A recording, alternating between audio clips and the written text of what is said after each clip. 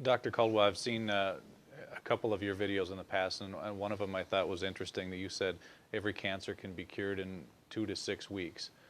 Can you talk a little bit more about that, and what are some of the ways that that's possible? In my experience, every cancer can be cured in 2 to 16 weeks.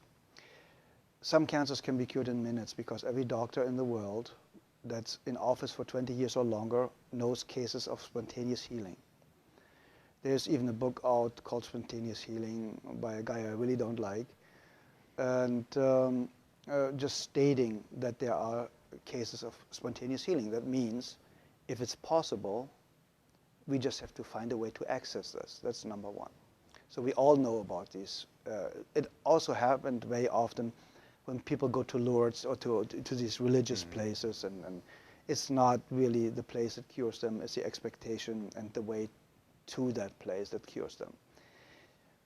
The second, you get rid of acidosis and toxemia. The second, the body gets alkaline and oxygen rich with juicing a lot of greens like chlorophylls. Everything that's green has a lot of chlorophyll, gives the body a lot of oxygen. Getting your body alkaline with good calcium, with good nutrition, with good trace supplements, trace minerals, will help to alkalize the body. So that means the second you are alkaline, the cancer already stops. It can take a couple of days, a couple of weeks, but it stops. You get the body to a healing pH level, which the pH scale goes from 0 to 14, so 7 is neutral, and you need to be slightly alkaline. 7.36 is ideal. But in the healing phase, you should go up to 7.5. It's a little bit over-alkalizing the system. A great friend of mine, Dr. Martin in Germany, is using oxygen more step therapy, for example, where you take the blood out, get ionized oxygen, and to lead the blood back in. And you do this 12 times, and you have basically brand new blood like a newborn baby. So you already eliminated the lack of oxygen. You see the blood coming out looks like black. They put the oxygen in and it becomes pink. And it's like legal doping. You get it and you feel so energized and you're so vital. And there are, we know basically with what I used, what my MDs in Europe used is vitamin C injections, intravenous vitamin C injections, 100 cc's a day, 3 times a week. That's what we used in certain cases more often. And very often, believe it or not, in my personal experience, the tumors or the cancerous growth was basically gone within a couple of days. And because vitamin C is so powerful and one of the greatest healers out there, you can fix nearly every heart problem, cardiovascular problem with vitamin C. They want to take it off the market. So it's going to become a prescription medication, and then it's synthetic and will not work anymore, like vitamin E.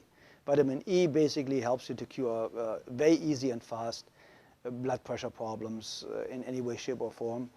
That's why they made a study with artificially created vitamin E, chemical created vitamin E. Said, see, it doesn't work. No, of course not. Chemicals don't work.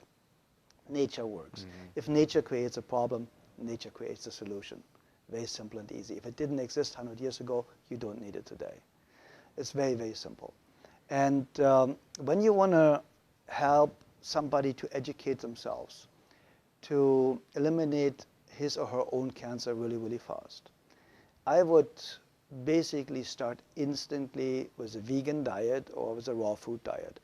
My friend Paul Nissan is one of the greatest raw food chefs. He has fantastic books out there about raw food, so it's accessible for a couple of bucks how to do it. He has free videos all over his website. And I would go instantly on a raw food diet. I would go make sure, if I don't have a very rare kidney disease, to drink a gallon of water a day with half a teaspoon of sea salt in it a day, because we need salt for every body function. We need electricity. And this electricity can only be produced with enough salt, basically.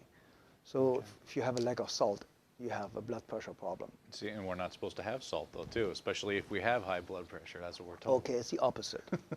The problem is they are talking about table salt. Very often, table salt is 1/3 glass, 1/3 sand, and 1/3 salt.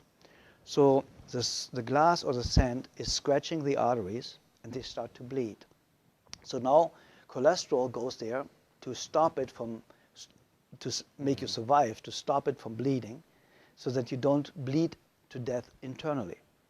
So now they say the cholesterol all of a sudden is a cause of the high blood pressure because it narrows the blood ways. And that's completely absurd, because you die of not enough cholesterol. You do not die of too much. There are people with a cholesterol of 600, perfectly healthy, never been sick in their lifetime. So what do you do with a patient in a burn unit? You give them 20 to 25 hard-boiled eggs a day, because they know only cholesterol can rebuild brand new healthy cells really, really fast. Nearly 87% of a cell is built from cholesterol. So where does the new cell potential or foundation come from if you have a lack of cholesterol? Everybody should have at least 250 combined cholesterol. And then they tell you LDL and HDL are good and bad cholesterols. It's not even cholesterol. It's a protein that transports cholesterol. So they are too stupid to even narrow it down the right way.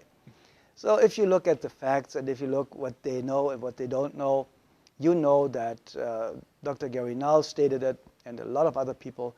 The medical profession, the medical doctor statistically has the shortest lifespan of 56 years of age, the highest abuse rate of alcohol and drugs, the highest suicide rate, only the psychiatrist is higher.